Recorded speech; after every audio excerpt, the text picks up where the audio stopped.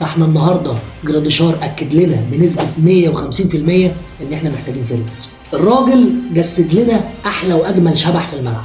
يعني اي حد ما شافش الشبح في حياته فكان جراديشار النهارده كان شبح من الاشباح. لكن هو مفهوم ومضمون الشبح يا جماعه، الشبح اللي هو انا مش موجود، انا مش في الدنيا، ولو ظهرت هنكد عليك. فهو الراجل قسم الماتش لجزئين، الشوط الاول ظهر عشان ينكد عليك، والشوط الثاني ما جاش اصلا. الشوط الاول تريزيجيه قال له خد يا جراديشار روح جيب جون، واداله انفراد على شماله، الراجل خلاه راس وراس مع الجون، حطها بكل مياعه في ايد حارس المصري اللي انا بديله ان هو يعتبر رجل المباراه، رجل المباراه الميته. واحده تانية لما هاني رفعها لديانج ناحيه اليمين، كره ساقطه واتحرك ديانج ناحيه اليمين وعمل عرضيه لجراديشار وخلاه في الستة يارده بالكوره والجون تقريبا فاضي، وحطها جراديشار في العارضه وساب الجول كله وحطها في العارضه.